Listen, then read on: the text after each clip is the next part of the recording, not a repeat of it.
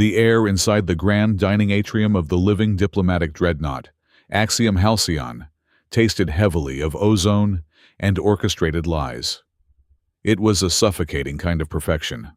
Above the curved, obsidian table, amber bioluminescent polyps pulsed in a slow, hypnotic rhythm, casting long, bruised shadows across the immaculate faces of the coalition elite. Every breath drawn by the alien dignitaries was measured. Every subtle shift of silken garments and chitinous plates was painfully deliberate. The walls of the room, woven from the pale, breathing cartilage of the ship itself, seemed to contract in anticipation. There was a profound, humming stillness in the room, the kind of absolute quiet that only existed in the moments just before a meticulously planned execution. Sitting 3 seats away from the head of the table, Tazrek Ilir maintained an expression of serene indifference, though his secondary pulse hammered against the base of his throat. As the chief toxicologist of the vessel, his hands were usually steady, guided by the infallible logic of chemistry and biological certainty. His entire career had been built on the foundation that biological systems, no matter how complex or alien, could be mapped, predicted, and quietly dismantled. Tonight, however, his hands had delivered a masterpiece of silent ruin. With his own digits, Tazrek had introduced the compound known as Noctis 157 into the steaming, dark red mineral soup placed before their solitary human guest. Noctis 157 was an elegant nightmare. It was not a crude acid that burned through flesh, nor was it a violent asphyxiant that caused ugly, desperate thrashing. It was a phantom. In the vast, dark archives of coalition lethality, it stood entirely unparalleled. A mere microscopic smear on the edge of a drinking glass was enough to cause the central nervous system of nearly any sentient carbon-based life form to violently collapse in upon itself. It severed the communication between brain and body so swiftly that the victim often died before their pain receptors could even register the catastrophic failure. The death was designed to look peaceful, like a sudden, tragic failure of the heart. Yet, for the human sitting across from him, Tazrek had left absolutely nothing to probability. He had laced the thick, crimson broth with exactly 157 times the universally recognized fatal dose. It was a volume of venom so concentrated that the liquid had momentarily shimmered with a dark, oily iridescence before settling back into its dull red hue. By all known laws of xenobiology, the man should have been dead before the scent of the broth even reached his primitive olfactory nerves. But Gideon March was still breathing. The human did not look like a polished diplomat. Among the towering, iridescent frames of the coalition representatives, Gideon appeared almost aggressively unremarkable, yet completely, dangerously out of place. He wore no ceremonial robes, no gravity-woven silks, and no badges of high office. His dark attire was strictly functional, tailored but worn at the edges, hinting at a life spent far away from polished negotiation tables and sterile debating chambers. He held himself with the cautious, coiled stillness of a survivor who had walked through too many atmospheric disasters and had simply gotten used to breathing the ash. His right shoulder was visibly stiff, moving with a subtle, mechanical hesitation that spoke of old violence and incomplete, perhaps hasty, healing. It was his eyes, however, that unsettled the room the most.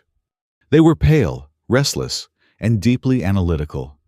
Gideon did not look at the grand, sweeping architecture of the living ship, nor did he seem the least bit impressed by the display of wealth, genetic purity, and diplomatic power arrayed around him. Instead, he watched the subtle twitches of the diplomat's mandibles, the micro-contractions of their vertical pupils, and the nervous tightening of their elegant, multi-jointed fingers. When he spoke, which was rare, his voice carried an annoying, flat calmness that disrupted the melodic, high society cadence of the alien hosts. It was a voice that refused to be intimidated. The serving drones, hovering silently on magnetic cushions, retreated into the shadows, leaving the guests with their first course. The silence in the atrium thickened, transforming into a heavy, physical weight pressing down on their chests. Every eye in the room, whether hidden behind ceremonial veils or masked by a thick veneer of feigned disinterest, was anchored firmly on Gideon. Gideon picked up his spoon. The utensil was crafted from a pale, porous bone alloy harvested from the ship's own shedding cycle, and it looked absurdly delicate in his scarred, calloused grip. He stirred the red mineral soup slowly, deliberately. The thick liquid parted like molten velvet, releasing a faint ribbon of copper-scented steam into the warm amber light. Tazrek held his breath, his primary heart skipping a beat. Across the table, Envoy Soren Vale, the orchestrator of this elegant summit, sat perfectly rigid, her long, elegant neck poised like a striking viper. Her golden eyes were locked onto the human's hands. Gideon lifted the spoon to his lips. He blew on it gently, the mundane, highly unrefined human gesture looking almost grotesque in the middle of a high-stakes, meticulously calculated assassination attempt. He tilted the spoon. He took the first taste. The entire table stopped breathing. A dozen alien hearts suspended their beating. The ambient hum of the living ship seemed to fade into nothingness. Time stretched thin, snapping into a sharp, agonizingly slow singular beat. Tazrek waited for the inevitable collapse. He waited for the human's pale eyes to roll backward into his skull, for the sudden, violent seizure that would shatter his spine, for the quiet, final slump against the polished obsidian table that would signal the end of the Earth problem once and for all. He mentally counted the fractions of a second. 1, 2, 3. Instead, Gideon paused. He held the liquid in his mouth, his eyes narrowing slightly, not in agony, but as if he were trying to solve a minor, mildly amusing puzzle. The stiff shoulder tensed, then relaxed, and then a slow, genuine smile spread across his rough face. It was not a grimace of pain. It was the nostalgic, forgiving smile of a weary traveler who had just discovered a beloved hometown recipe terribly overseasoned by a well-meaning but utterly incompetent chef. Gideon swallowed. His throat worked smoothly. He did not choke. He did not gasp for air. He did not die. "Fascinating," Gideon said. His voice was steady, resonant, and entirely devoid of the systemic tremors that should have currently been tearing his vocal cords apart. He looked directly at Soren Vale, his pale eyes gleaming with a strange, dark amusement that sent a chill through the room. "I have to admit, Envoy, I was not expecting this specific flavor profile." "It is incredibly robust." Gideon took another deliberate spoonful, savoring the deadly concoction before speaking again. The silence around him was so absolute that the sound of him swallowing was deafening. "It tastes like burnt orange peel, a very heavy dose of cloves, and the distinct, sharp tang of rain falling on hot iron. It is quite aggressive, but surprisingly nostalgic." Tazrek felt a cold, oily dread slide down his spine, pooling in his stomach. It was scientifically impossible. The chemical bonds of the poison were absolute. The neurological devastation was a mathematical certainty verified by centuries of research. Yet, the human was not just surviving. He was casually reviewing the murder weapon like a bored food critic. Methodically, completely unbothered by the suffocating, terrified silence of his hosts. Gideon continued to eat. The gentle, rhythmic scrape of his spoon against the bottom of the bowl echoed like thunder in the paralyzed room. He consumed every last drop of the crimson broth, eagerly ingesting enough synthesized neurotoxin to permanently extinguish the life of an entire planetary colony block. Finally, Gideon set the spoon down. He wiped his mouth with the edge of his napkin, maintaining his perfectly straight posture. The stiff right shoulder relaxed marginally, as if the poison had somehow acted as a soothing balm. He looked around the table, taking his time to meet the terrified, unblinking gazes of the coalition's most powerful, untouchable figures. With a soft, metallic scrape that seemed to echo forever, Gideon pushed his perfectly empty bowl forward across the gleaming obsidian table. He tilted his head slightly, his smile deepening into something polite but terrifyingly predatory. "Is there any more?" he asked gently. In his seat, Tazrek Ilir felt his meticulously ordered world unspool into terrifying, illogical chaos. And at the head of the table, Envoy Soren Weil stared at the living, breathing human, feeling a profound, icy terror that completely eclipsed any fear she had ever known. For the first time in her long, highly calculated life, she was looking at something infinitely more horrifying than a dangerous, unpredictable human. She was looking at a flawless, mathematically perfect plan that had simply, inexplicably, refused to work. It had been exactly 6 weeks since Gideon March first set foot on the breathing decks of the Axiom Halcyon. He had not arrived with the fanfare typically afforded to a newly appointed ambassador. Earth had not sent a politician draped in the heavy, velvet platitudes of interspecies unity. They had sent a crisis coordinator. To the highborn echelons of the coalition, the title was a polite fiction, a diplomatic euphemism for a cleaner. Gideon was a man deployed only when systems, whether bureaucratic or mechanical, were already fundamentally broken. He did not take long to justify his abrasive reputation. Within his very first week aboard the living dreadnought, Gideon initiated an unsolicited diagnostic of the vessel's deep tissue respiratory networks. He did not ask for permission. He simply traced a series of minute pressure anomalies that the ship's native overseers had confidently written off as organic phantom pains. What he dragged into the harsh, unforgiving light of the disciplinary committee was not a minor systemic glitch, but a deliberate, parasitic splice. The backup oxygen synthesis nodes had been surgically rerouted. In the event of a catastrophic hull breach or a localized toxic flood, the automated life support systems would seamlessly divert breathable atmosphere away from the massive, heavily populated lower habitation rings, fiercely prioritizing the sprawling, luxurious suites of the upper-tier dignitaries. It was a quiet, highly sanitized form of premeditated mass murder, masquerading perfectly as a mundane engineering oversight. Gideon's meticulous extraction of the data exposed a lucrative embezzlement ring of high-grade biosynthetic filters that had been operating in total, arrogant silence for over 7 months. He did not stop there. The political fallout from the oxygen scandal had barely settled into angry whispers before Gideon turned his unsettling, hyper-focused attention to the ship's astrogation logs. He noticed a micro-fractional drift in the Axiom Halcyon's deep space alignment.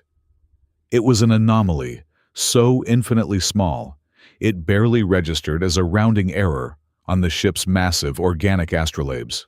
Yet, Gideon spent 3 sleepless transit cycles, cross-referencing this microscopic drift with the tight beam transit schedules of the local border sector.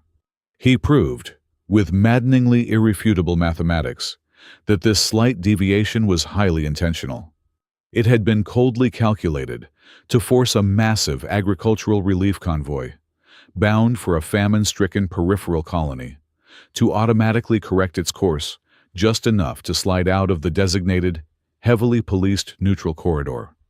Had they executed that automated correction, the massive cargo haulers would have drifted silently into a fiercely contested predatory zone. The convoy would have been legally seized by privateer factions, its invaluable cargo of synthetic grains vanishing instantly into the shadow markets. Gideon had prevented a regional starvation event merely by noticing a structural tremor that an entire deck of seasoned navigators deemed entirely insignificant. Previous human representatives deployed to the coalition had understood the intricate, unwritten rules of galactic politics. They had understood the immense value of a strategically placed blind eye. They had been eager to please, desperate to project humanity's civilization, refinement, and absolute readiness to join the galactic high table. They readily traded their silence for incremental political capital. Gideon March traded absolutely nothing. He did not know how to let sleeping predators lie. When he observed a discrepancy, he asked direct, highly uncomfortable questions in public forums. If the answers provided were evasive or cloaked in bureaucratic obfuscation, he dug deeper, severing diplomatic pleasantries with surgical precision. He was relentlessly, exhaustingly persistent. And worst of all, for the ruling class of the Axiom Halcyon, he was almost always right. His chosen methods of gathering ground-level intelligence were equally infuriating to the coalition elite.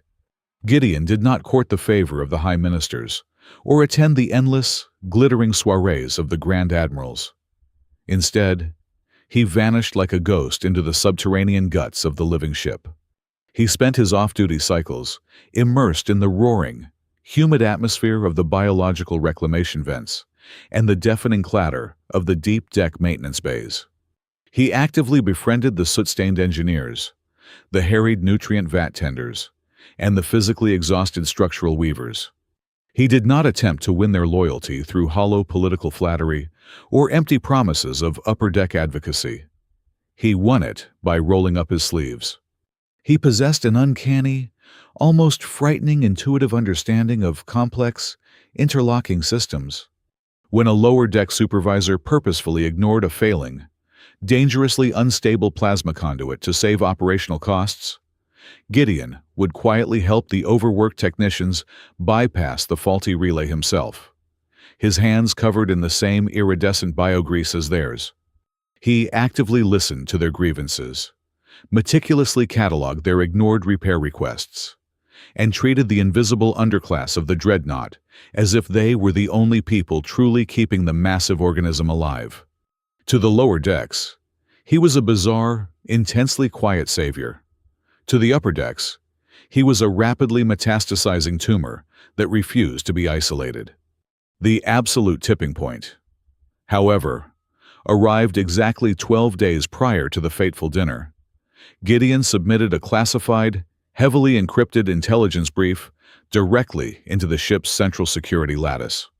The core subject of his audit was the dreadnought's automated culinary synthesizers, the massive biomechanical food printers that meticulously assembled the intricate meals for the entire upper diplomatic tier.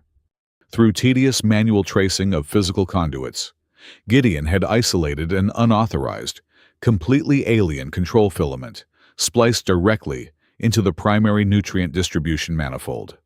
It was a dark, parasitic data line, wholly absent from the ship's original genetic blueprints and strictly hidden from standard diagnostic sweeps.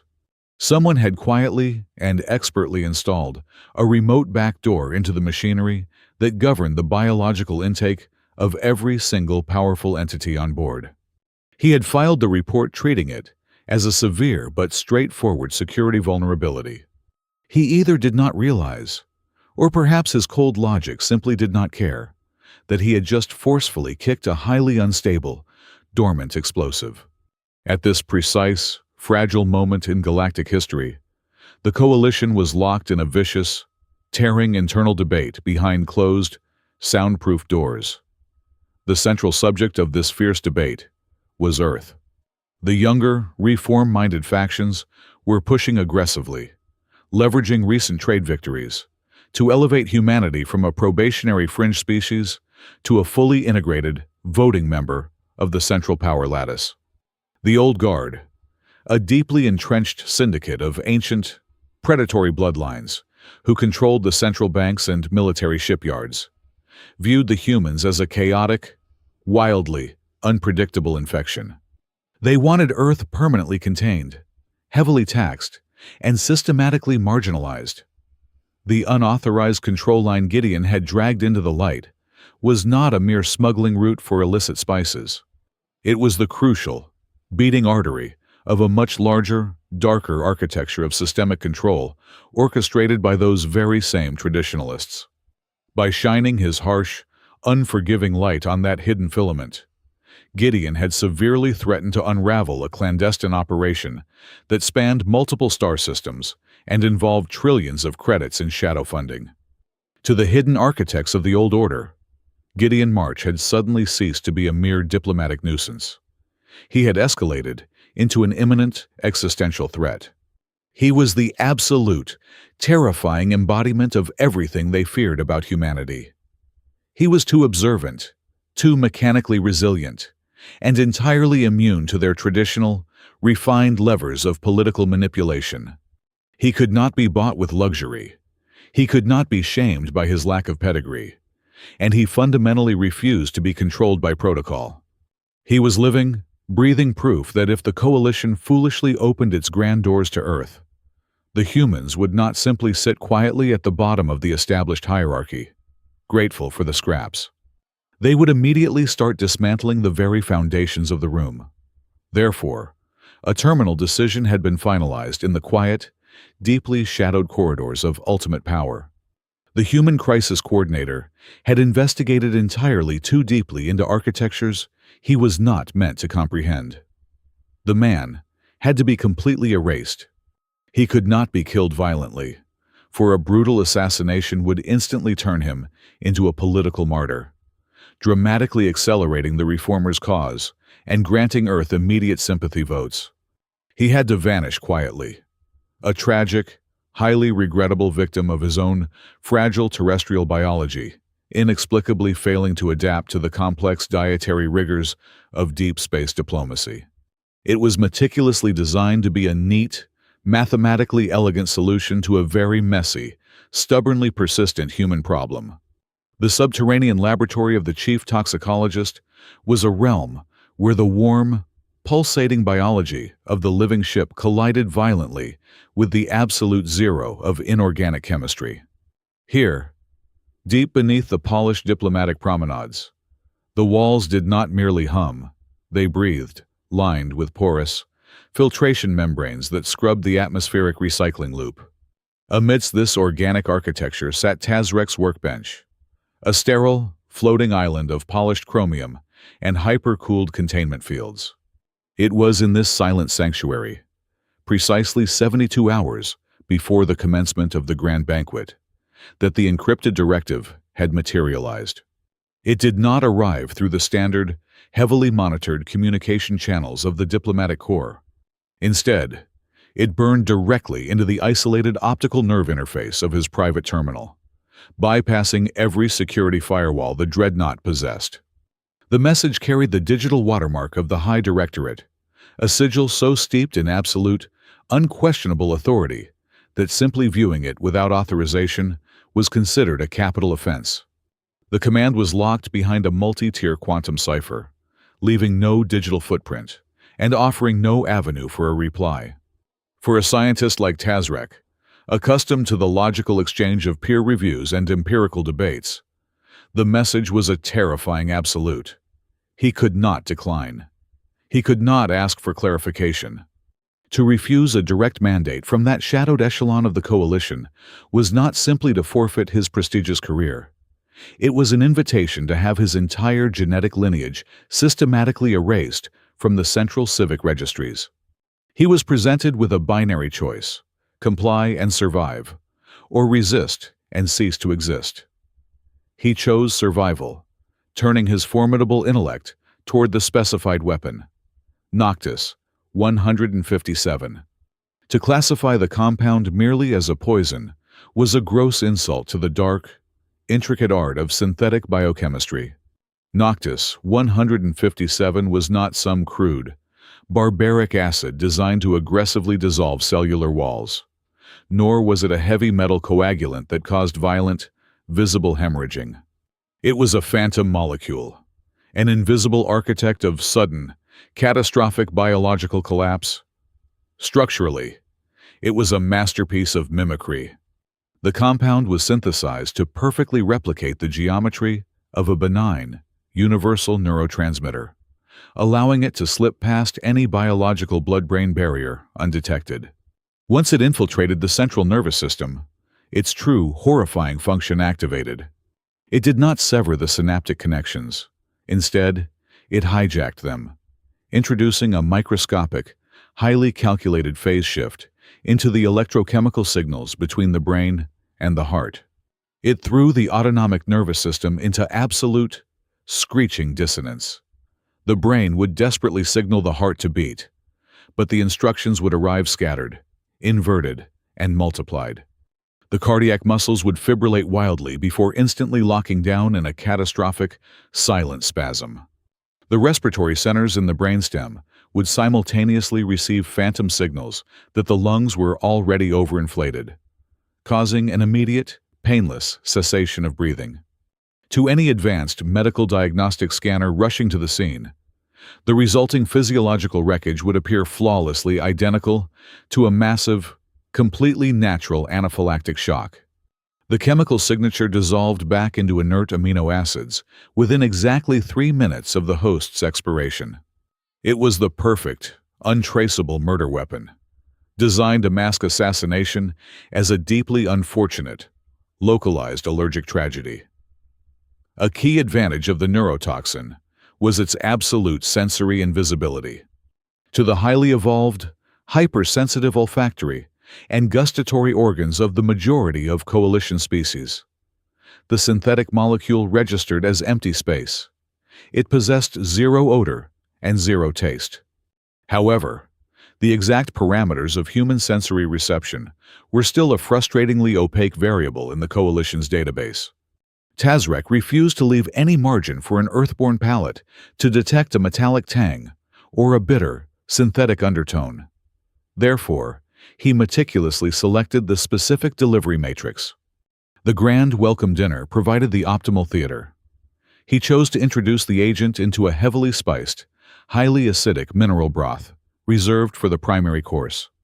The dish was renowned for its aggressive, overbearing flavor profile, loaded with pungent, fiery aromatics and heavy, oxidized metallic salts designed to stimulate the robust digestive tracts of the reptilian delegates. The chaotic, burning symphony of the soup would perfectly enshroud and completely neutralize any microscopic chemical footprint left by the compound. Furthermore, the public setting was politically essential. In front of hundreds of high-ranking witnesses from dozens of allied star systems, the human's sudden collapse would be entirely public. There could be no accusations of a darkroom interrogation or a hidden execution. The official narrative would write itself seamlessly. The deeply regrettable, tragic vulnerability of a fragile, primitive terrestrial physiology collapsing under the overwhelming, alien complexities of high-tier interstellar gastronomy. The Earth delegation would be forced to accept it as an accident. Driven by a cold, clinical paranoia, Tazrek discarded the standard dosage protocols entirely. He recalibrated his microsynthesizer, commanding the magnetic containment field to condense and stabilize a volume of the liquid toxin equal to exactly 157 times the theoretical lethal threshold for a primate of the target's estimated body mass. It was a staggering, almost absurd concentration. At that density, the liquid momentarily lost its transparency, shimmering with a dark, oily iridescence before settling. It was an absolute overkill, a mathematical guarantee that cellular death would cascade through the human's nervous system faster than any automated, subcutaneous medical countermeasure could possibly identify the threat and deploy. He had engineered an event with a 0% probability of survival. However, the sterile comfort of his mathematical certainty was violently shattered just moments before he purged the encrypted order from his terminal's volatile core memory. A brief, microsecond fluctuation in the decryption matrix caused a hidden, heavily compressed string of metadata to flash across the bottom of his retinal display. It was a secondary command, an isolated diagnostic addendum buried deep beneath the primary execution protocol. The text, glowing in a harsh, unforgiving blue, read, "Verify the diffusion curve." That single, specific phrasing seized Tazrek's secondary heart with an icy, paralyzing grip. In the strict, unyielding lexicon of chemical engineering, a diffusion curve was never, under any circumstances. A metric applied to the localized, internal ingestion of a liquid compound by a single biological entity. It was an aerodynamic variable. It was a complex mathematical model, utilized strictly for calculating the precise dispersal rate, atmospheric suspension time, and saturation density of aerosolized microparticulates spreading through an open, pressurized environmental grid. One does not calculate a diffusion curve for a bowl of soup. One calculates a diffusion curve for a ship-wide ventilation system. The horrific implication struck him with the devastating force of a physical blow. The targeted, localized assassination of the troublesome Earth envoy was not the primary objective of the High Directorate. It was merely a field trial. The human was nothing more than a heavily monitored, expendable laboratory subject. His agonizing, public death at the banquet table was intended to serve as a gruesome, real-time calibration test, verifying the compound's lethality and metabolic breakdown rate within a living, breathing host before the architects of this nightmare initiated a vastly larger, immensely more devastating application. Tazrek stood frozen before his terminal, the ambient, rhythmic breathing of the laboratory walls suddenly sounding like the wheezing of a dying organism. He was a man of science, a disciple who worshipped the elegant, indisputable truth of empirical data. He knew precisely, without a shadow of a doubt, what the data was screaming at him. The poison he had just synthesized was the prototype for a weapon of mass casualty. Yet, the crushing, insurmountable weight of the High Directorate's seal paralyzed his conscience. He forcefully squeezed his eyes shut, manually cutting the power to his optical interface and casting the terminal into darkness. He told himself, with a desperate, hollow, and rapidly crumbling logic, that his mandated responsibility was strictly chemical, entirely divorced from the chaotic, blood-soaked realm of political maneuvering. He fiercely convinced himself that the broader, terrifying implications of the metadata were vastly beyond his pay grade, entirely outside his sphere of influence, and fundamentally, absolutely none of his business. He chose to retreat into the cold, comforting sanctuary of willful, professional ignorance. That singular moment of profound moral cowardice, that desperate, silent rationalization in the dark, would ultimately cement itself as the most catastrophic, world-shattering miscalculation of his entire existence. The diplomatic gathering concluded with a suffocating, deeply uncomfortable tension.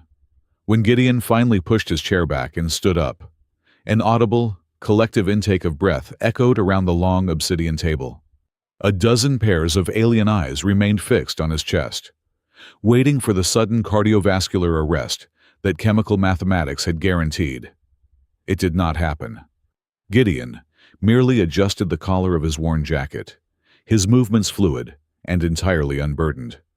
In fact, he felt better than he had in over a decade. For 12 long years, a dull, throbbing ache had lived permanently behind his right eye, the stubborn residue of hard radiation exposure from a collapsed planetary shield generator. It was a chronic pain he had simply learned to ignore. Yet, as he walked away from the dining atrium, he realized the heavy, persistent pressure was entirely gone. His mind felt shockingly clear, vibrating with a strange, hyper-focused energy. The oppressive lethargy that usually accompanied interstellar transit had evaporated. The deadly neurotoxin had not shut down his nervous system. Somehow, it had thoroughly rebooted it. Before exiting the grand hall, Gideon paused by the archway, leading toward the culinary synthesis bays. The head architect of the banquet, a towering, multi-limbed being draped in ceremonial aprons, hovered nervously. Gideon offered a polite, deeply unreadable smile. "My compliments to your biological synthesizers," Gideon said, his voice carrying easily across the silent room. That red broth was remarkably straightforward. In fact, it possessed a bold, undeniable honesty that makes it far more straightforward than the majority of the council members sitting in this room. A sudden, sharp trill of nervous laughter escaped a minor ambassador from a fringe system, which was quickly stifled by a terrified cough. At the head of the table, Envoy Sorenvile's pale, chitinous face drained of whatever color it had left, turning the shade of bleached bone. Gideon gave a brief, perfectly executed nod and turned his back on the most powerful beings in the sector, strolling casually into the corridor. As he navigated the winding, organic passageways back toward his assigned quarters, Gideon noticed a distinct shift in his surroundings. The Axiom Halcyon was a massive living organism, and its ambient hum was usually a low, sleepy vibration, like the purr of a sleeping giant. Tonight, the frequency was elevated. He could feel a subtle, high-pitched thrum through the soles of his boots. The bioluminescent veins running along the pale cartilage walls were pulsing at a significantly faster rate. It was as if the ship itself was deeply stimulated, its vast environmental scrubbers working overtime to process a sudden, highly energetic compound introduced into its closed-loop system. The dreadnought was reacting to the exact same chemical that was currently rushing through Gideon's veins. He was no longer just a passenger. He felt strangely, chemically tethered to the vessel. Meanwhile, completely isolated in his subterranean laboratory, Tazrek Alir was experiencing a profound scientific crisis. He was frantically monitoring Gideon's telemetry through the passive biometric sensors embedded in the diplomatic deck's flooring. The data streaming across his retinal display was an absolute impossibility. The synthetic molecule he had crafted was designed to violently bind to lipid cell membranes, instantly shutting down electrochemical communication. The readouts showed the exact opposite. The human's erratic, deeply aggressive internal chemistry was not surrendering to the agent. It was actively attacking it. Tazrek watched in sheer horror as the perfectly engineered neurotoxin was being rapidly broken down, its lethal bonds violently sheared apart by the human's overactive inflammatory response. The alien compound was not killing Gideon. It was being forcibly metabolized, repurposed into raw, highly unstable cellular energy. The human body was treating a weapon of mass casualty like a highly concentrated, albeit confusing, nutritional supplement. The laboratory doors hissed open, breaking Tazrek's paralyzed trance. Envoy Soren Vale swept into the room, her usual diplomatic grace replaced by a frantic, barely contained terror. She immediately sealed the entrance, engaging the highest level of acoustic dampening. "Explain this," she demanded, her voice a harsh, serrated whisper. "You assured me it was a mathematical certainty. You assured me of a quiet, untraceable failure of the heart. The human just insulted my entire council and walked away with a spring in his step." "I cannot explain it," Tazrek replied, his hands trembling over the console. "The compound was pure. The dosage was exactly 157 times the fatal threshold. It should have liquefied his central nervous system in under 3 seconds. Instead, his biology is dismantling the molecule. He is digesting it." Soren stared at the telemetry data, her golden eyes wide with an icy dread. "This changes everything. If he is immune to our highest grade lethality, we are completely exposed. Hear my order clearly, toxicologist. You are to maintain absolute silence. I forbid any secondary attempts on his life. Zero action is to be taken until we understand exactly what kind of monster we invited onto this ship. If we fail a second time, he will not respond with jokes. He will tear this diplomatic mission apart." 3 decks above them, inside his heavily secured quarters, Gideon was calmly stripping off his jacket. He initiated a full biometric lockdown of the room, ensuring the ship's internal surveillance nodes were entirely blind to his space. He sat at the small metallic desk and activated his personal, heavily encrypted log. "Cycle day 42, Gideon dictated, his tone completely flat, devoid of the panic that usually accompanied a near-death experience. I am currently functioning under the extremely high probability that the Coalition just attempted to assassinate me. The vector was dietary, a localized, highly concentrated chemical agent masked within a heavily spiced mineral broth. He leaned back, staring thoughtfully at the dark ceiling. He felt no anger. Anger was a useless emotion in a crisis. Instead, he felt an intense, burning curiosity. What fascinates me, he continued into the recorder, is the sheer, breathtaking arrogance of the attempt. To execute a targeted poisoning in a room filled with delegates implies a profound confidence in their own narrative control. Who on this vessel is powerful enough to believe that the sudden, unexplained death of an Earth envoy would not invite a devastating planetary investigation? They did not view me as a threat to be fought. They viewed me as a minor bureaucratic error to be quietly erased. Gideon paused the recording. He needed to apply pressure. He needed the unseen architect of this failure to understand that the human was not blindly stumbling in the dark. He opened a direct communication channel to the ship's culinary logistics node. "This is Coordinator March," he said warmly when the automated drone responded. "I am requesting the exact, unredacted recipe for the red mineral soup served at tonight's banquet. It was an extraordinary culinary experience, and I would very much like to replicate it for my personal files. Send the exact chemical breakdown to my terminal immediately." He closed the channel. He did not care about cooking. He cared about the psychological warfare he had just initiated. Somewhere on the ship, the poisoner would see that request and spend the entire night sweating, agonizing over whether the human was merely an eccentric food enthusiast or a highly trained operative silently tightening a noose. Finally, Gideon reached into his pocket and extracted a tiny, hermetically sealed vial. During the dinner, right after his first bite, he had subtly pressed a dense, absorbent napkin against the edge of his spoon, capturing 3 precious drops of the dark liquid before consuming the rest. He slid the vial into a portable microspectrometer he kept hidden in his luggage. He linked the analyzer to his deep space communication array, configuring a highly compressed, one-way data burst. He aimed the encrypted transmission directly toward the Sol system relay networks. If the Coalition decided to abandon subtlety and simply breach his quarters with plasma weapons during the night, Earth would receive the complete chemical signature of the weapon used against him.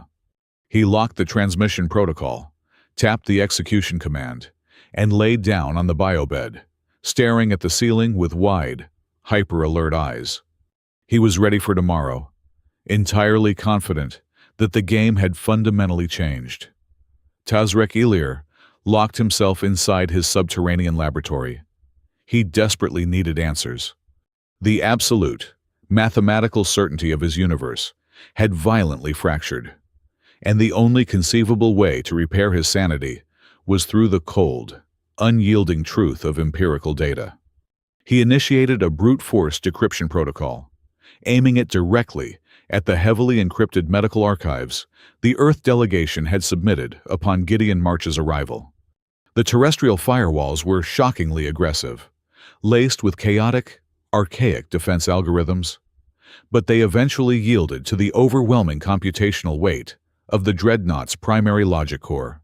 What Tazrek uncovered within those unsealed terrestrial records fundamentally dismantled everything he believed to be true about xenobiology. Exactly 12 years prior to his arrival on the Axiom Halcyon, Gideon had been involved in a catastrophic, highly classified incident on his homeworld. It was a search and rescue operation deep within a fractured, heavily irradiated glacial rift zone, an environment so overtly hostile that even the most physically robust Coalition species would require heavy, mechanized shielding just to step foot on the ice. Gideon's environmental suit had suffered a critical structural failure. He had endured catastrophic internal hemorrhaging and near-total cellular degradation from prolonged exposure to ionizing radiation and highly toxic chemical runoff. By all standardized medical metrics across the known galaxy, the human should have simply liquefied inside his own armor. Instead, Earth medical personnel had subjected him to a deeply controversial, highly experimental therapeutic regimen, classified in their files as Helix 9. Tazrek pulled up the chemical schematic for the Helix 9 treatment and felt a cold, heavy knot form in his primary stomach. It was not a pharmaceutical compound. It was a synthetic extremophile microbiome. It was an aggressively engineered colony of microscopic organisms designed to rapidly colonize a completely necrotic gastrointestinal tract. Its singular, horrifying function was to consume dead tissue and irradiated isotopes, converting the lethal waste into raw, viable amino acids to forcibly regenerate the host's internal organs from the inside out. The sheer barbarism of the concept appalled the toxicologist. Advanced coalition medicine was entirely built on the elegant, precise realignment of energy fields and subtle genetic harmonizing. Humans, it seemed, treated their own dying bodies like hostile war zones, deploying microscopic mercenary armies to conquer the internal devastation through sheer, ravenous brute force. But as Tazrek cross-referenced the metabolic pathways of the Helix 9 extremophiles with the molecular structure of his own masterpiece, the terrifying truth began to crystallize in the air before him. Noctis 157 relied entirely on a highly specific molecular geometry. It was built on asymmetrical, mirror-image molecular chains. These were chiral structures, meticulously designed to bypass sophisticated biological filters by appearing as harmless, naturally occurring nutrients. Helix 9, originally engineered to survive in a radioactive wasteland by devouring complex, highly unstable isotopes, actively hunted for those exact chiral anomalies. When the deadly neurotoxin entered Gideon's system, the extremophile colony did not recognize it as a lethal threat. It recognized it as a dense, incredibly rich food source. The bacteria violently sheared the asymmetrical chains apart, instantly stripping the lethal compound of its toxicity and converting the complex molecular bonds into a massive, sudden surge of short-term electrochemical energy. Yet, the mathematics still refused to balance.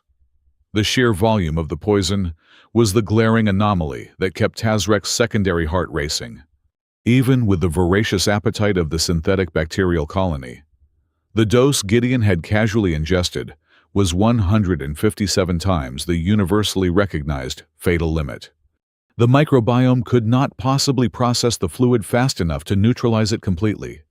Some fraction of the raw neurotoxin absolutely must have reached the human's central nervous system. A partial dose of that magnitude should have still triggered a massive, irreversible paralytic stroke right there at the banquet table.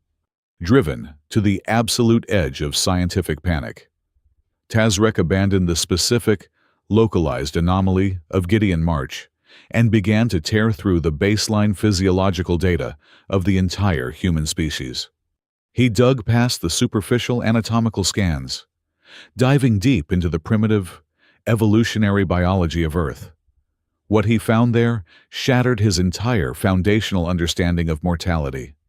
The civilized species of the Coalition had spent countless millennia genetically purifying themselves. They had successfully eradicated disease, smoothed out their genetic flaws, and created biological systems of crystalline, highly efficient perfection. If a coalition biology encountered a catastrophic systemic failure, it simply shut down peacefully to conserve energy and strictly prevent the experience of agony. Humans had evolved on a chaotic death world, and their underlying biology was horrifyingly messy. It was a brutal, redundant nightmare of overlapping defensive systems. When a human body was severely threatened, it did not shut down. It declared total, apocalyptic war upon itself. Tazrek read with mounting dread about human immunological responses.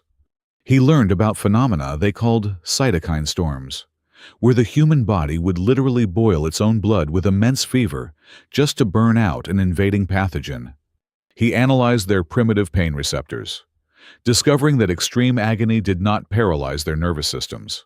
Instead, it triggered a massive, involuntary flood of adrenaline and cortisol, chemical stimulants that force the cardiovascular system into a state of hyperarousal.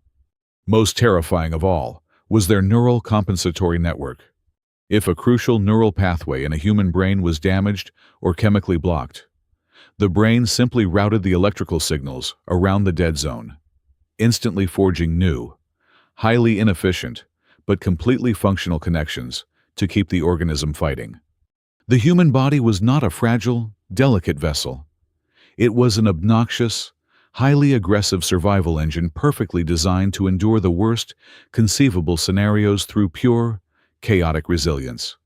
Tazrek fell back into his chair, staring blindly at the holographic projections floating in the dim light of his laboratory. He finally understood exactly what had happened in the dining atrium. The small fraction of Noctis 157 that had bypassed the extremophile colony in Gideon's gut had indeed reached his brain. But instead of quietly shutting down the elegant, crystalline pathways of a refined alien mind, it had crashed headlong into the chaotic, heavily fortified trenches of a human nervous system. The neurotoxin had attempted to scramble the vital signals, but the human brain had instantly engaged its massive compensatory networks, flooding the synapses with violent survival stimulants, while the Helix 9 bacteria rapidly processed the remaining toxin into raw, burning energy. The toxicologist realized with profound, soul-crushing horror that his perfect weapon had not merely failed. It had backfired in the most spectacular, entirely unpredictable manner physically possible. By forcing the human's underlying biology into an extreme, chemically induced survival state, the poison had inadvertently washed away the chronic fatigue of Gideon's old radiation injuries. It had flooded the human's sensory cortex with hyper-oxygenated blood and forcefully stripped away his biological limiters. For a temporary, terrifying window of time, the poison had heightened Gideon's sensory perception to an unprecedented degree. It had effectively turned the human into an apex predator, perfectly capable of perceiving the minute thermal, acoustic, and behavioral patterns that every other highly evolved being on the ship was completely blind to. Tazrek closed his eyes, a profound, chilling nausea washing over him. The pure science he had worshipped his entire life had entirely betrayed him. Then, the true, catastrophic scale of the disaster finally snapped into horrifying focus. The encrypted order he had received days ago flashed vividly in his memory. The specific mandate to verify the diffusion curve. This was never intended to be a singular, isolated assassination. It was a field calibration test for a wide-scale atmospheric deployment. The unseen architect of this nightmare was definitively planning to aerosolize the compound and unleash it upon an entire gathering. Most likely, the upcoming monumental summit, where the entire Earth delegation would be present alongside the leading reformist factions. If the mastermind proceeded with the deployment, confidently expecting a room full of silently expiring politicians, the result would be an unprecedented interstellar catastrophe. The alien delegates would die instantly, their bodies shutting down peacefully just as the mathematical models predicted. But the humans would not. Instead, an entire delegation of humanity would be violently shoved into a state of hyper-aroused, pain-driven survival overdrive. They would not die quietly in their ceremonial chairs. They would survive the initial atmospheric attack, their biological systems screaming with chemically induced, predatory energy, completely aware that they had just been subjected to a cowardly act of mass murder. They would witness the silent genocide of their political allies, and they would be the only ones left standing in the toxic fog.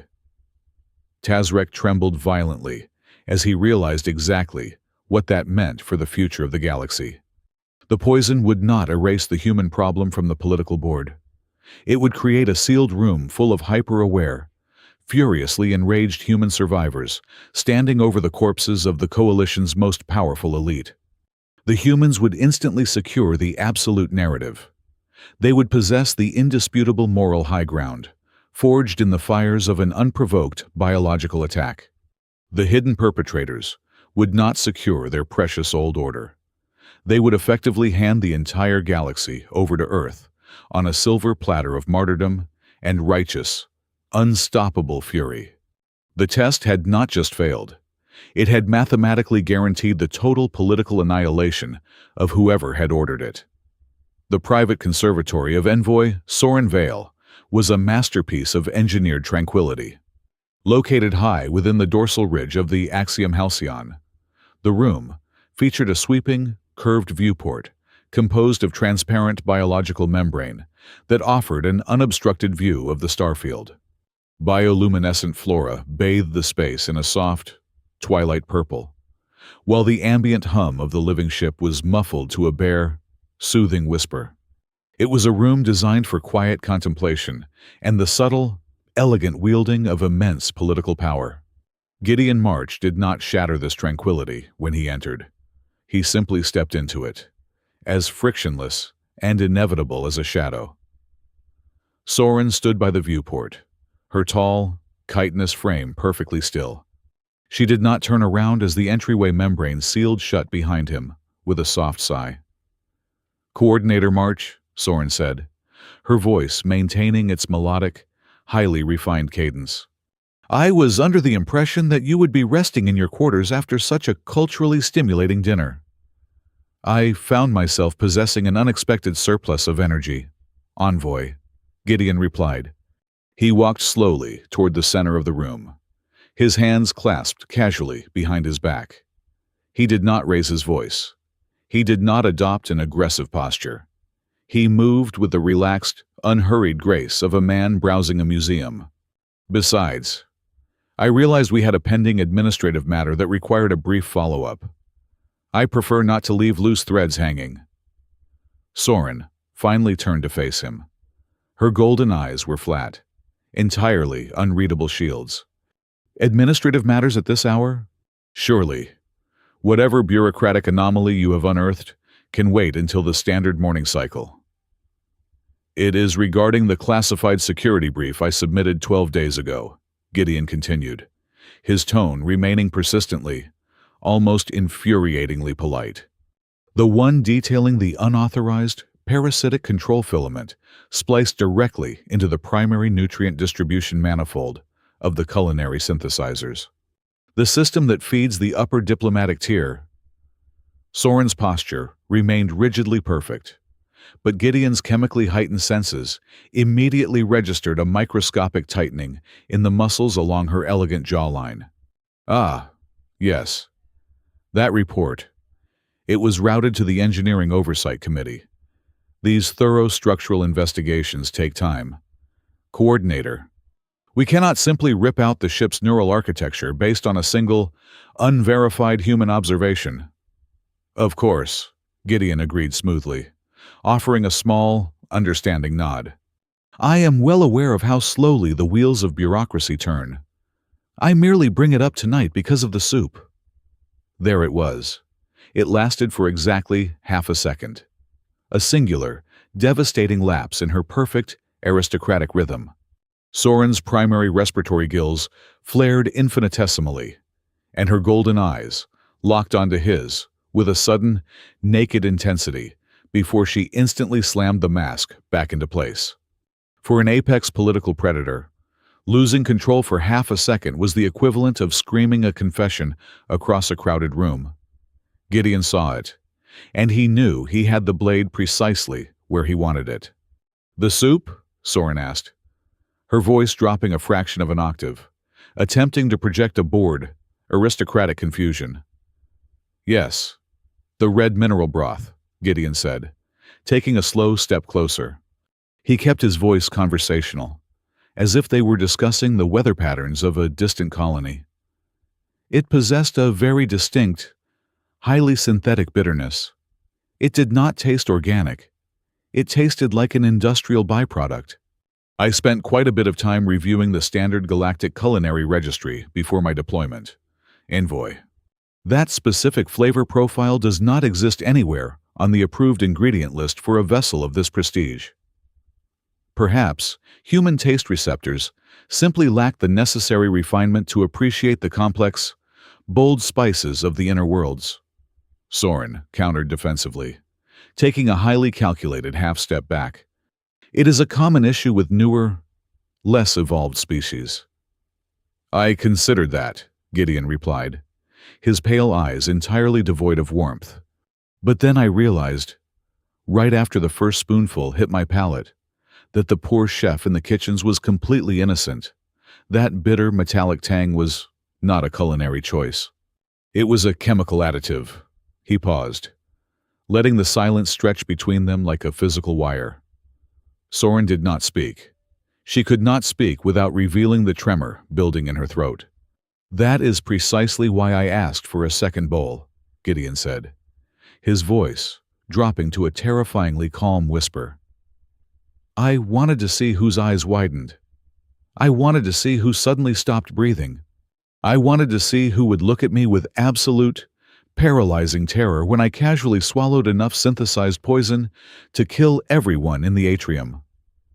Soren's composure finally began to fracture. The pheromones she unconsciously released into the air shifted from a cool, controlled mint to a sharp, acidic scent of pure panic. She retreated another step, putting the heavy, organic wood of her desk between them. You are speaking in absurd, paranoid riddles. Coordinator March, she stated, her voice trembling just enough for Gideon to hear it clearly. To suggest that someone would attempt an assassination in the middle of a heavily guarded diplomatic banquet is absolute madness. I will not listen to these baseless accusations. It is a common failing, Gideon said, completely ignoring her denial. He leaned slightly against the edge of her desk, adopting a posture of casual instruction. It is the fatal flaw of everyone who attempts to engineer a perfectly clean, bloodless death. The planners become so obsessed with the mathematics of the chemistry, the elegance of the timing, and the airtight nature of their political alibis.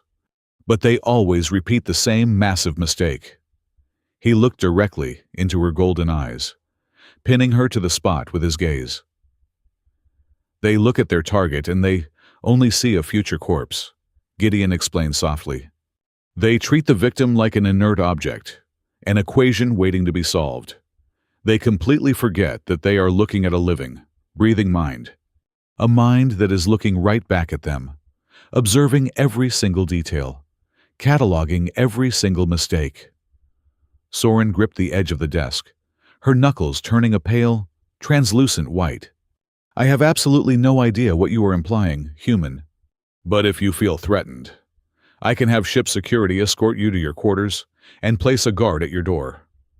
I do not need a guard, Soren, Gideon replied, using her first name for the first time, stripping away the final layer of diplomatic distance.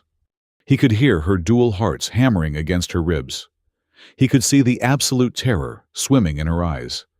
And he instantly realized something crucial. She was not the architect.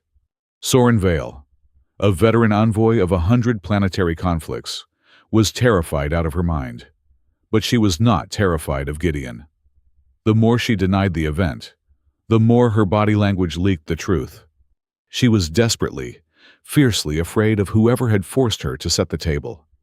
She was a puppet, terrified that the puppet master would cut her strings for failing to deliver the human's death. I will leave you to your evening, Gideon said, pushing himself off the desk. He smoothed the lapels of his jacket. We will not discuss this again. But I strongly suggest you think very carefully about who you are taking orders from. Because if they fail to kill me, they might decide that cleaning up the witnesses is the next logical step. He turned and walked out of the conservatory, leaving Soren standing in the purple twilight, trembling in the suffocating silence. Gideon did not return to his quarters. Guided by the lingering, chemically induced hyperfocus that still thrummed through his veins, he bypassed the main civilian corridors and slipped into the dim, utilitarian arteries of the ship. He was hunting a thermal ghost. During the dinner, he had meticulously memorized the exact heat signature of the repulsor lift serving cart that had delivered his soup. The anti-gravity cushions left a very specific, microscopic thermal trail against the cold, biological floor plating. For a normal human, the trail would have been entirely invisible within seconds. For Gideon, running on a violently accelerated nervous system, the faint ribbons of residual heat stood out like glowing paint. He tracked the thermal echoes downward, descending through 3 access hatches, moving far away from the polished galleys and the designated catering routes. The trail led him to Deck 7, Section 4, a heavy industrial maintenance zone filled with deafening atmospheric scrubbers and massive water filtration tanks. The thermal signature terminated abruptly in front of a heavy, pressurized access panel. This panel was not part of any standard food delivery route. It led directly into the primary ventilation shafts that serviced the entire diplomatic tier above. Gideon bypassed the manual lock with a heavy, magnetic deciphering tool he had slipped from an engineer's toolkit earlier in the week. The heavy door hissed open, revealing a dark, cramped maintenance shaft crisscrossed with thick, pulsing cables. He stepped inside and activated a small, ultraviolet diagnostic light attached to his wrist. He swept the narrow space, his eyes scanning the intricate biological machinery. Then, he saw it. Tucked neatly behind a heavy cluster of optical data fibers, there was a tiny, unauthorized bypass valve drilled directly into the main aromatic distribution vent.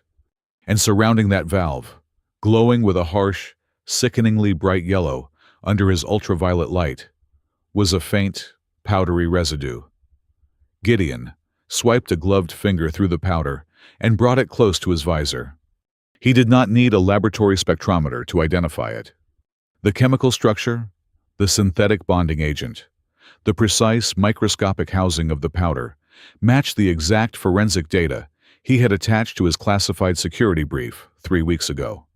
It was the exact same synthetic polymer used in the parasitic control filament attached to the food printers. He stood alone in the dark, breathing the cold, recycled air, as the full, terrifying scope of the conspiracy finally clicked into place. The poison in his soup tonight was not a hasty, improvised reaction to him discovering the unauthorized data line.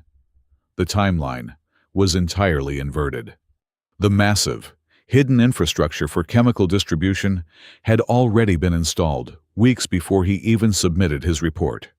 The conspiracy had existed long before the Human Crisis Coordinator had ever set foot on the Axiom Halcyon. Gideon March had not stumbled into his own assassination plot.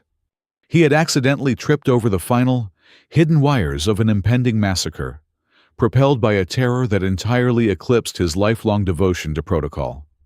Tazrek Ilir abandoned the sterile safety of his laboratory. He descended deep into the primary respiratory arteries of the living dreadnought, areas restricted strictly to automated maintenance drones and specialized biological tenders. The air down here was thick, humid, and heavy with the scent of organic filtration enzymes. He carried a portable, high-fidelity chemical sniffer, its display glowing a faint, sickly green in the gloom of the biological corridors. He was not looking for a single dose of poison. He was looking for the infrastructure of a massacre. Navigating the slick, cartilaginous walkways of the central atmospheric hub, Tazrek bypassed 3 successive security membranes, using his senior command overrides. He reached the primary condensation junction, the massive, pulsing chamber, where the ship synthesized and distributed ambient air to the upper diplomatic tiers. He aimed his scanner at the intricate web of distribution valves. The device immediately vibrated violently in his hand, its warning lights flashing a silent, frantic crimson. Hidden behind a cluster of fleshy, thermal-regulating nodes, Tazrek found them. There were dozens of them. Sleek, pressurized micro-canisters forged from dark, sensor-baffling obsidian alloy, magnetically clamped directly into the ship's primary ceremonial aroma network. This specific network was designed solely for the grand ceremonial chamber. During high-stakes negotiations, it was utilized to disperse delicate, calming synthetic pheromones to ease diplomatic tensions. Now, The entire system had been surgically weaponized. Every single canister was brimming with pure, highly concentrated Noctis 157. The scale of the conspiracy struck the toxicologist with the physical force of a collapsing star. The target had never been Gideon March.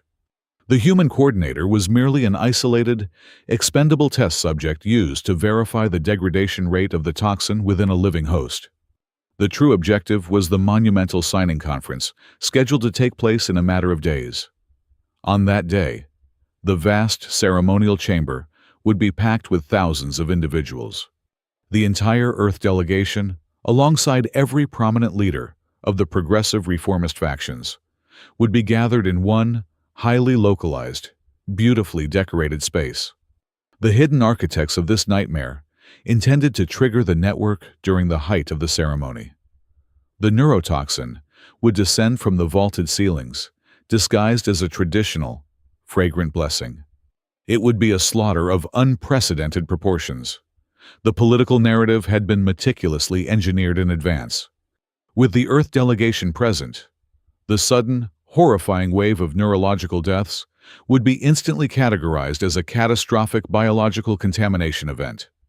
The old guard would loudly proclaim that humanity harbored a latent, highly lethal pathogen, a devastating plague that proved they were biologically unfit to join the civilized galaxy. The reformists would be wiped out in a single breath, and Earth would be permanently quarantined or actively purged. It was a false flag operation of breathtaking cruelty. However, as Tazrek analyzed the splice points of the canisters, a secondary, even more terrifying realization paralyzed him. The conspirators had focused entirely on the atmospheric dispersal mathematics, fundamentally ignoring the underlying biology of the vessel itself. The Axiom Halcyon was not a mechanical construct of cold steel and wiring. It was a sentient, bio-engineered leviathan. Its atmospheric network was intricately woven into its own central nervous system. If those canisters detonated and flooded the ventilation shafts with the neurotoxin, the chemical would not merely fall upon the delegates below. It would be simultaneously absorbed directly into the dreadnought's own neuroconductive tissues. The compound would brutally cross the ship's internal blood-brain barrier. The massive, living vessel would not die peacefully. The chaotic phase shift of the toxin would drive the ship's vast intellect into an immediate, agonizing state of hyper-violent psychosis. The Axiom Halcyon would suffer a ship-wide systemic seizure, crushing its inhabitants, severing its own life support arteries, and ultimately tearing itself apart in the cold vacuum of space.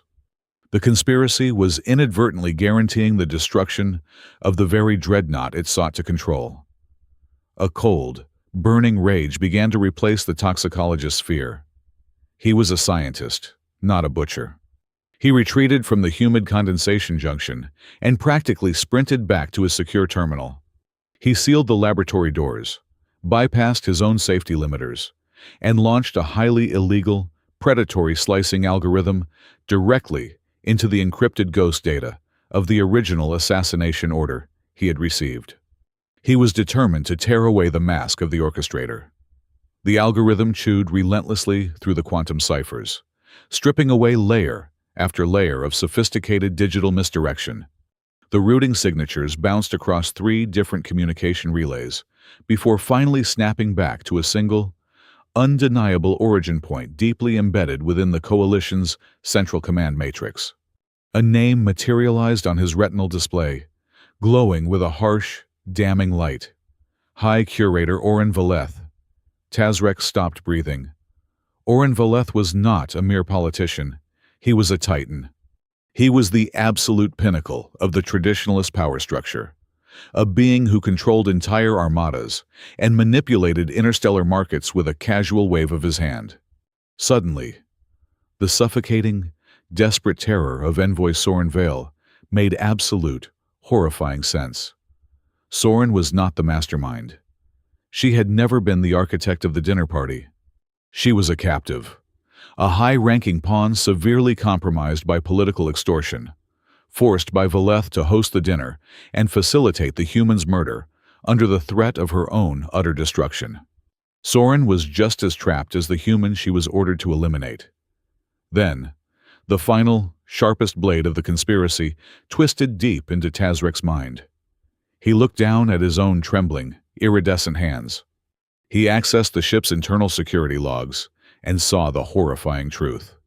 The digital trail leading to the maintenance shafts had been expertly scrubbed, but the synthesis logs in his own laboratory were pristine, completely unmodified, and heavily documented. He was the patsy. When the ceremonial chamber became a mass grave, when the living ship began to scream and tear itself apart, the inevitable, high-level investigation would find absolutely nothing linking the event to Oren Valeth. Instead, they would find a perfectly preserved trail of evidence pointing directly to a rogue, unstable toxicologist. They would find Tazrek's genetic signature on the empty vats of Noctis 157. They would frame him as a mad scientist who had unleashed a biological holocaust out of twisted curiosity or a fabricated political grudge. Valeth had not simply given him an order. He had built a flawless scaffold specifically designed to hang him.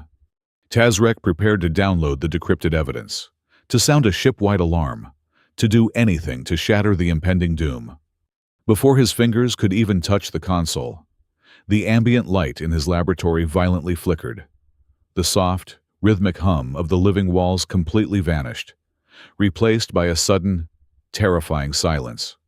Then, the dreadnought screamed. It was not a mechanical siren. It was a deep, bone-rattling wail of pure, organic agony that reverberated through the very cartilage of the floorboards. The sound struck Tazrek with enough force to drop him to his knees. The ship's bioluminescence instantly shifted from a calm, twilight purple to a harsh, blinding, defensive crimson. Alarms began to shriek across all emergency frequencies. The tactical display on his terminal erupted into a chaotic storm of warning runes. A critical failure had just occurred.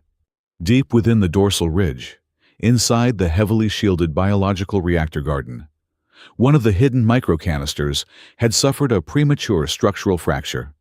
The obsidian alloy, perhaps degraded by the highly acidic ambient humidity of the living ship's core, had ruptured. Pure, highly concentrated neurotoxin was currently leaking directly into the primary circulatory fluid of the Axiom Halcyon. The massacre had not waited for the signing conference. The poison was already in the dreadnought's bloodstream, accelerating rapidly toward the ship's central cortex. The countdown to absolute, interstellar catastrophe had just violently accelerated, pushing the entire vessel, and every soul aboard it, to the very brink of annihilation hours before the trap was truly meant to spring.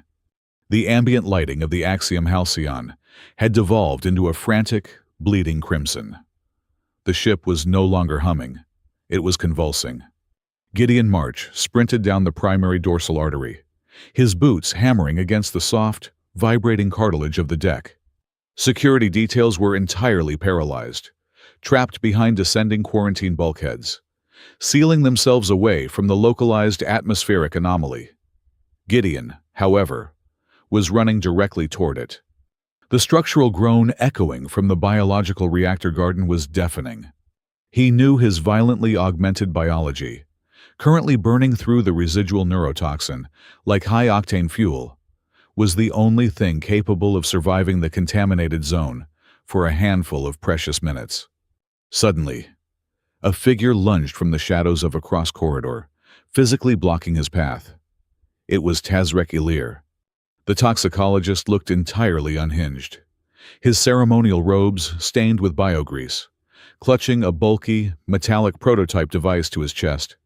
"You cannot go in there without this," Tazrek choked out, his vocal cords strained. "It is a localized molecular scrubber." Gideon grabbed the alien by the collar of his robes, slamming him hard against the bulkhead. "Get out of my way. There is a breach." "I know," Tazrek screamed, dropping all pretenses. "I know because I synthesized the compound. I poisoned your soup. I received a black site directive from High Curator Valeth to eliminate you and weaponize the ventilation grid for the summit. The rupture in the garden is my failure." Gideon's right fist pulled back, his knuckles turning white. The urge to shatter the toxicologist's jaw was overwhelming. He had the murderer dead to rights. But before the blow could land, a massive, sickening shudder ripped through the floorboards. The dreadnought released a sound that resembled a dying wail, a tragic, resonant chord of pure suffering. Gideon unclenched his jaw, his pale eyes burning with a terrifying, cold fury. He released the alien. "If we survive the next 10 minutes, you are going to confess that to the entire galaxy," Gideon snarled. "Calibrate your scrubber. We are going in."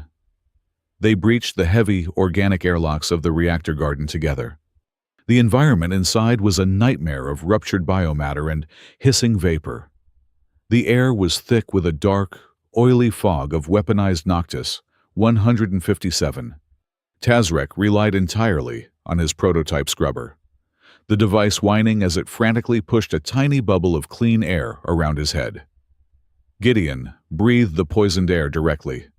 His Helix 9 enhanced system immediately flared, his core temperature skyrocketing as his gut flora violently engaged the fresh influx of lethal molecules. The world around him snapped into agonizingly sharp focus. At the center of the garden lay the ship's neural nexus, a colossal, glowing crystalline structure woven into a bed of pulsing, luminescent nerve fibers. This was Choir of Salt, the sentient intellect of the Axiom Halcyon. The majestic entity was in a state of catastrophic decay. The glowing fibers were sluggish, weeping a dark, necrotic fluid. As Gideon approached the central crystal, he realized the rupture was not the beginning of the assault. The edges of the neural bed were lined with dozens of microfissures, old scars seeping microscopic amounts of the synthetic poison. The conspirators had not just targeted the delegates. They had been slowly, methodically anesthetizing the living ship with microdoses for months, pacifying its vast intellect to prevent it from noticing the illegal modifications to its own body. Gideon reached out, pressing his bare palm against the central crystal. The connection was instantaneous and overwhelming, driven by the massive electrochemical surge of the metabolized poison in his own brain. Gideon did not just feel the ship's pain. He heard it. The voice of Choir of Salt was not composed of words. It was a staggering, multi-layered symphony of overlapping chords, some resonant and beautiful, others discordant and shrieking, because his own neural pathways were currently vibrating with the exact same chemical frequency as the ship's suffering. Gideon could translate the music. The chords shattered into visual fragments directly into his mind. He saw flashes of memory from the ship's perspective. He saw the automated cargo manifests being secretly rewritten in the dead of night, redirecting the agricultural convoys. He saw the fake, encrypted digital signatures authorizing the installation of the lethal canisters in the ventilation hubs.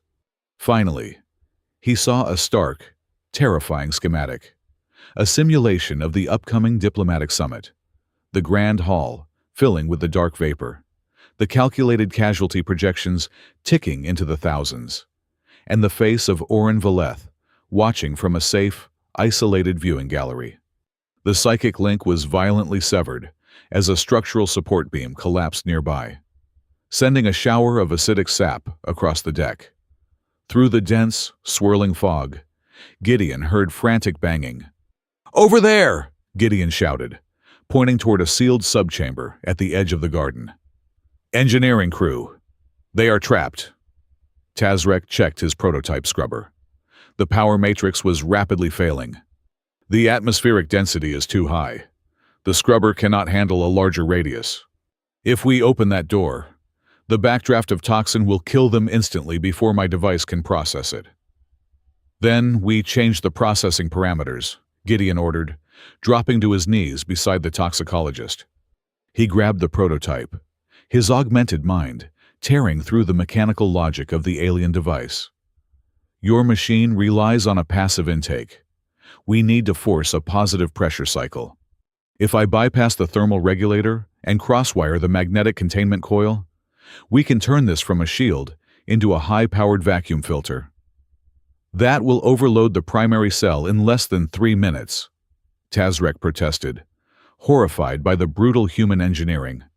It could detonate. 3 minutes is exactly what we need, Gideon countered, his hands moving with impossible, fluid speed.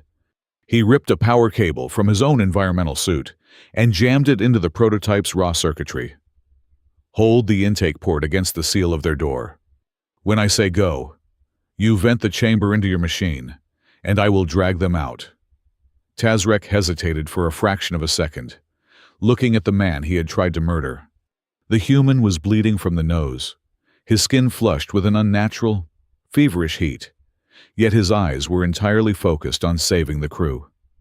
Tazrek slammed the device against the bulkhead seal. Go! Gideon roared. The toxicologist engaged the modified scrubber. The machine shrieked, sucking the toxic fog from the airlock with terrifying force. Gideon kicked the manual release lever.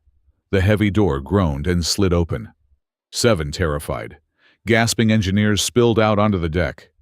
Gideon grabbed 2 of them by their harnesses, hauling them bodily through the safest corridor of air created by the screaming machine.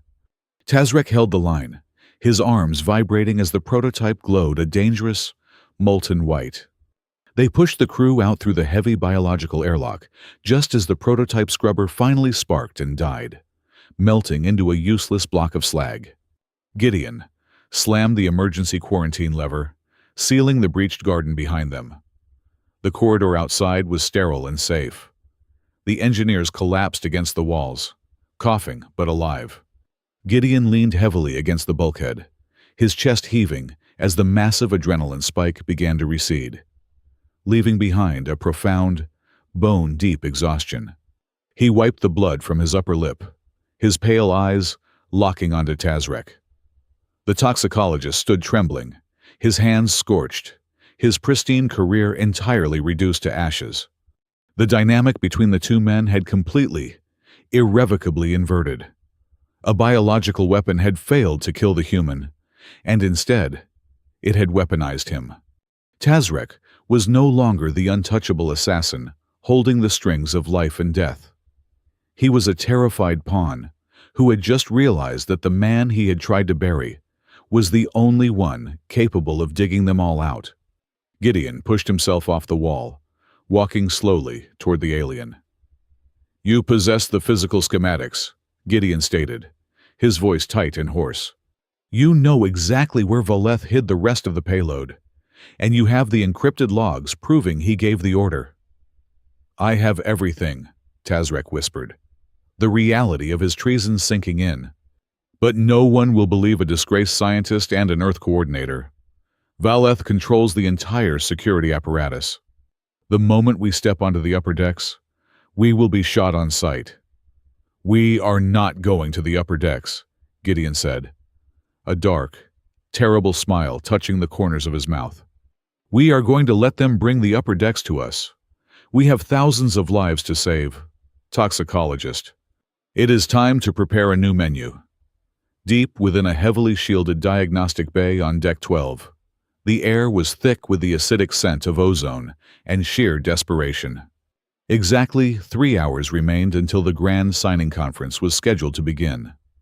The vaulted doors of the ceremonial chamber would soon seal shut, locking thousands of delegates inside a meticulously engineered tomb. Gideon March, Tazrek Ilir, and envoy Soren Vale stood around a glowing holographic projection table. They had successfully compiled the intercepted routing codes, the physical microcanisters salvaged from the reactor garden, and the decrypted command logs bearing the digital signature of High Curator Oren Valeth. Yet, as Soren rigidly pointed out, it was tragically insufficient. They possessed the jagged pieces of a conspiracy, but they lacked the singular, undeniable weapon required to publicly decapitate a Titan. Oren Valeth commanded the military tribunals and controlled the central banking syndicates. If they presented this circumstantial data to the council, Valeth would simply claim his identity had been spoofed by radical separatists. The inquiry would be buried in bureaucratic committees for decades, while the Earth delegation was quietly erased. Before Gideon could formulate a countermeasure, the ship's bioluminescent warning vanes suddenly shifted from emergency crimson to a harsh, authoritarian gold. The public address network, traditionally reserved for melodic, soothing chimes, crackled with static. The voice of High Curator Oren Valeth resonated through the cartilage walls of the living dreadnought. It was a masterful, deeply chilling performance of profound sorrow and grave responsibility.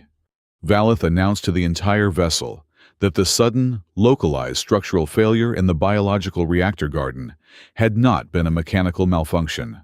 He declared, with feigned heaviness, that environmental sensors had detected a highly reactive, uncatalogued biological contaminant originating directly from the terrestrial quarters. Earth, he proclaimed, had brought a latent plague aboard the Axiom Halcyon. For the safety of the civilized galaxy, the Earth delegation was to be immediately quarantined within the ceremonial hall, and Crisis Coordinator Gideon March was to be apprehended on site, using lethal force if necessary. Valeth had moved first. He was actively shaping the massacre into a heroic quarantine effort. Less than 2 minutes after the broadcast, the heavy blast doors of the diagnostic bay hissed open. A squad of elite upper-deck security enforcers poured into the corridor, their sleek, iridescent armor gleaming under the harsh lights. They leveled high-yield plasma rifles directly at Gideon's chest. The captain of the guard opened his mouth to issue the execution order, but the words died in his throat. The corridor behind the enforcers suddenly filled with the heavy, rhythmic thud of magnetic industrial boots. The 7 engineers Gideon had dragged from the toxic fog strode forward. They were not alone. Dozens of soot-stained maintenance workers, nutrient vat tenders, and structural weavers flooded the narrow hallway. They did not carry plasma rifles. They carried heavy hydrospanners, blinding cutting torches, and jagged lengths of repurposed hull plating. Moving in absolute, terrifying silence, the lower deck workers formed a solid, unyielding barricade of flesh and reinforced canvas between the human and the enforcers. The tension in the air was razor-thin, a single spark away from a bloody, chaotic slaughter.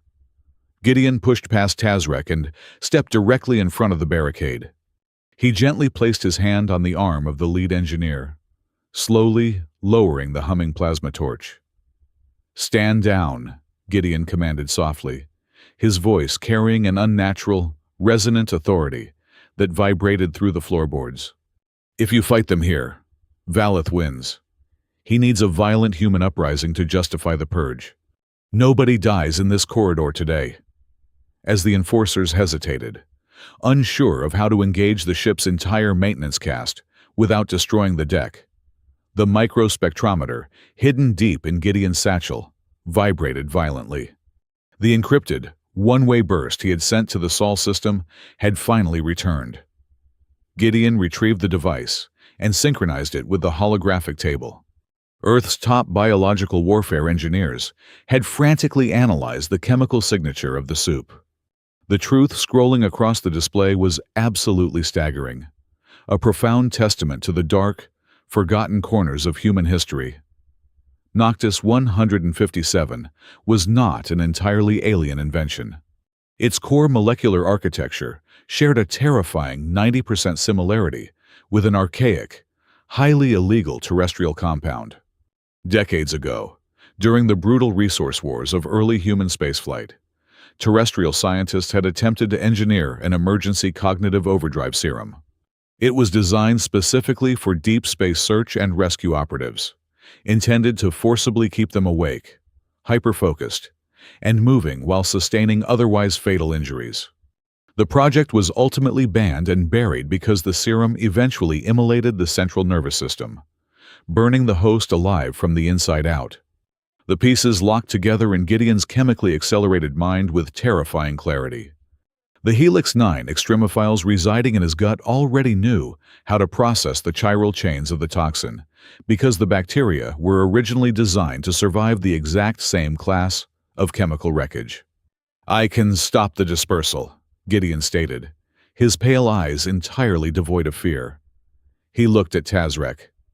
"The parasitic control filament I found on the food printers last week, it connects the culinary vats directly to the ceremonial hall's localized atmospheric vents.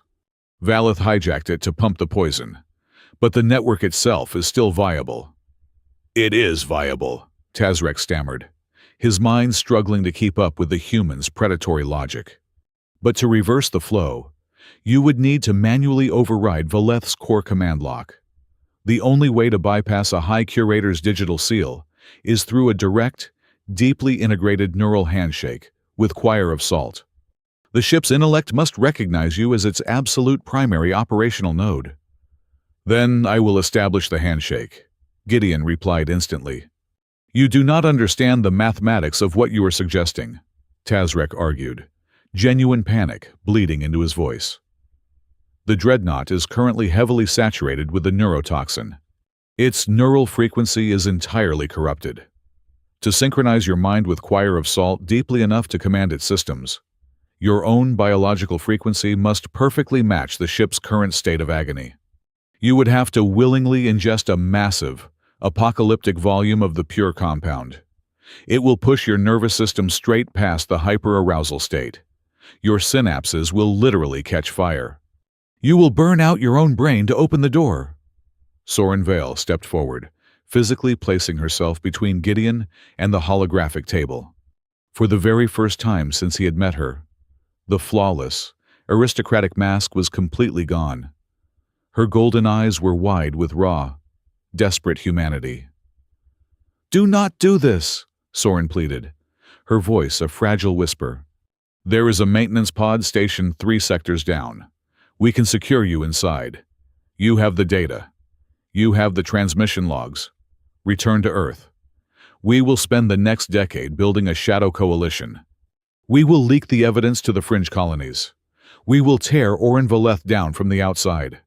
You do not have to become a martyr for a ship that tried to murder you." Gideon looked at the elegant envoy with a gentle, unwavering sadness. He saw the genuine care in her eyes, the desperate desire to find a tactical retreat in an unwinnable war. "A decade of preparation is a beautiful political strategy, Soren," Gideon said softly. "But that strategy will be built entirely upon the bones of hundreds of innocent delegates currently taking their seats in that hall. I am a crisis coordinator. I do not walk away from a burning building just because the fire is politically inconvenient. Later is not an option. Later means a room full of corpses." He turned away from the console and walked toward his heavy canvas satchel resting in the corner. He reached inside and withdrew the pale, porous bone alloy bowl he had casually taken from the dining atrium the night before. It was completely empty, yet its smooth surface still carried the phantom weight of his near-death experience. He held the instrument of his intended murder loosely in his scarred hand. Gideon did not look like a polished diplomat in that moment.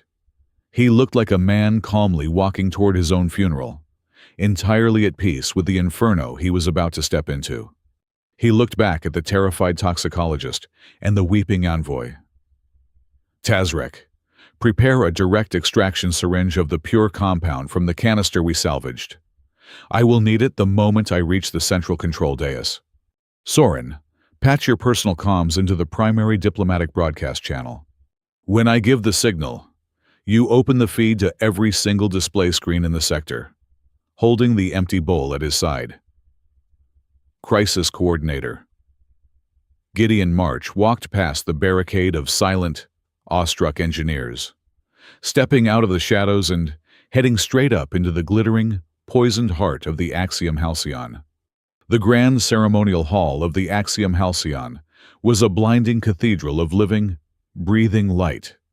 Thousands of delegates, representing the most powerful and influential star systems in the known galaxy, murmured in polite, hushed anticipation. High Curator Oren Valeth stood at the absolute apex of the central dais, his iridescent robes cascading around him, radiating an aura of false benevolence. He raised a multi-jointed hand, and the ship's primary distribution vents hissed open. A fragrant, shimmering mist began to cascade down from the high, vaulted ceilings. It smelled of blooming nebular orchids and fresh ozone, completely mimicking a traditional, peaceful blessing meant to open the historic summit. In reality, it was aerosolized death, a microscopic executioner preparing to coat the lungs of every reformist and human in the room. Before the first hints of panic could even begin to ripple through the crowd, the heavy, organic archways at the rear of the hall dilated open. Gideon March strode into the blinding light. He did not run. He did not shout warnings that would only cause a fatal stampede. He walked with terrifying, deliberate purpose, completely ignoring the elite security enforcers, who instinctively raised their weapons at his unauthorized approach. In his right hand, he carried the pale bone alloy bowl he had casually taken from the dining atrium the night before. He bypassed the terrified guards, walking straight up the illuminated steps of the central dais, his eyes locked entirely on the High Curator. Next to Orin sat the ceremonial font, the central supply line pumping the purest, densest concentration of the chemical payload directly into the ventilation array before it could be aerosolized.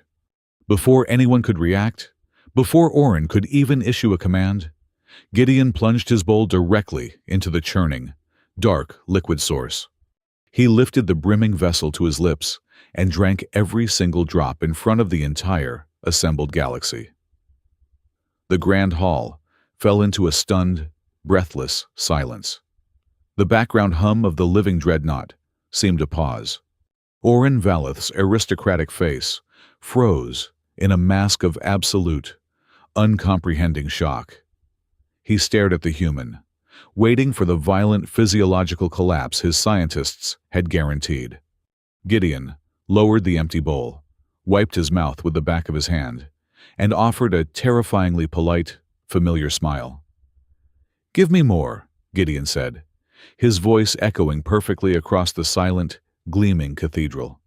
In that single, devastating sentence, he shattered the entire fabricated narrative. He destroyed the lie that humans were a dirty, unwitting source of infection, and he ruined the illusion that the Coalition's elite were untouchable gods. He was standing in the heart of their ultimate weapon, asking for a second helping. Then, the extreme, concentrated dose of the lethal neurotoxin hit his human biology like a dying star going supernova. His internal Helix 9 extremophiles went into an apocalyptic overdrive, violently tearing apart the lethal chiral chains of the poison and converting them into a massive, surging flood of raw electrochemical energy. Gideon's pale eyes burned with a blinding, predatory light as his nervous system achieved a state of hyper-arousal that bordered on the divine. The world around him slowed to a crawl. He slammed his bare palm against the living control console of the dais. He did not just hack the ship's system. He plunged his chemically burning consciousness directly into the mind of Choir of Salt. The biological connection was profound and immediate, utilizing his own supercharged bloodstream as the foundational blueprint. Gideon seized absolute command of the vast network of culinary spice printers hidden deep within the ship's architecture. He forced the massive biological machines to instantly synthesize and pump a massive counteragent, a vaporized variant of his own neutralized extremophile byproducts, directly backward into the ventilation shafts. Above the crowd, the deadly shimmering mist violently reacted with the new compound. The toxic haze hissed, sparking with tiny flashes of static electricity, before rapidly shifting into a harmless, glowing, breathable vapor that settled gently over the confused delegates. Simultaneously, the massive curved display membranes lining the walls of the hall flared to life. High in the security galleries, Envoy Soren Vale had successfully unlocked the real-time diplomatic broadcast channels, streaming the events live to trillions of citizens across the interstellar net. Beside her, Tazrek Ilir initiated a massive, unstoppable data dump. Every encrypted laboratory log, every structural modification order, and every suppressed casualty projection flooded the giant screens. It was a live, inescapable public trial, and the primary witness was the ship itself. Choir of Salt, its immense intellect suddenly cleared of the anesthetizing poison by Gideon's counteragent, roared to life with terrifying clarity. The sentient dreadnought projected its raw, undeniable memories directly onto its own living walls. The delegates watched in sheer horror as the clandestine financial transfers, the hidden assassination commands, and the absolute, unforgeable digital signature of Oren Valeth were displayed in brilliant, undeniable detail for the entire coalition to see. Cornered, stripped of his power, and desperate, Oren Valeth lunged for the emergency override terminal at the edge of the dais. His final, apocalyptic plan was to trigger the explosive bolts of the primary docking ring, intending to drop the entire ceremonial hall into the cold, crushing vacuum of space to erase his monumental failure. But Gideon was already waiting for him within the ship's mind.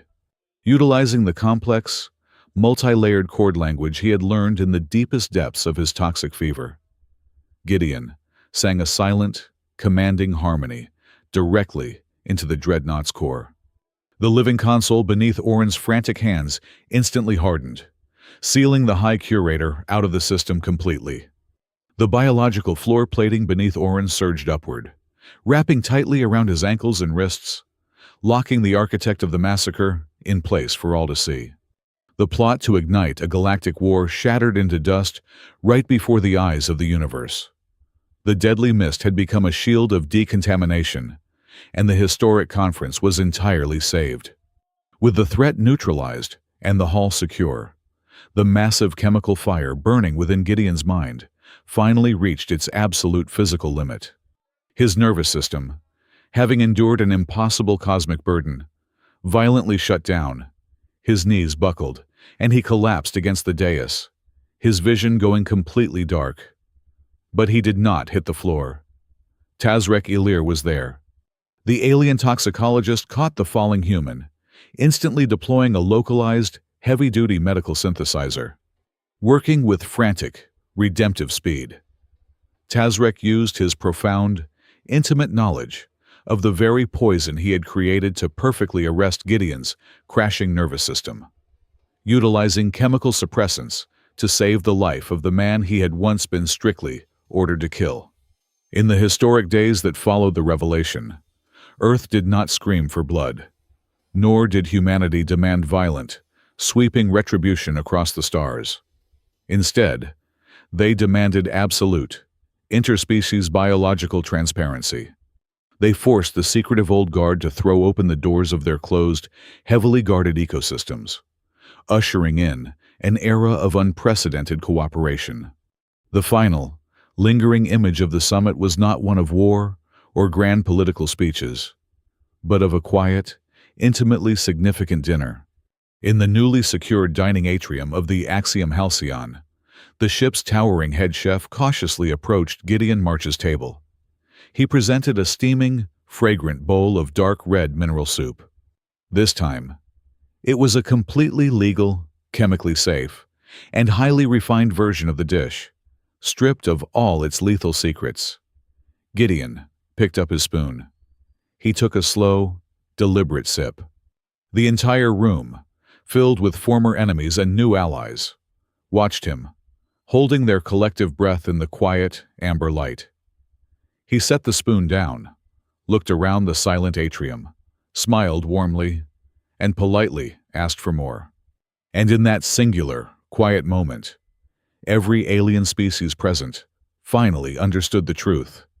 It was not just about the food. It was a profoundly human declaration.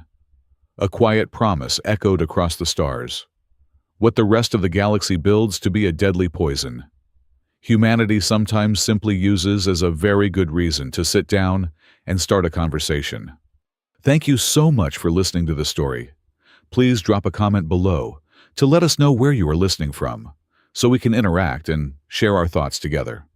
If you enjoyed the journey, Please make sure to subscribe to the Sci-fi Stories channel, like the video, and support us further by clicking the hype button so this story can be heard by many more people.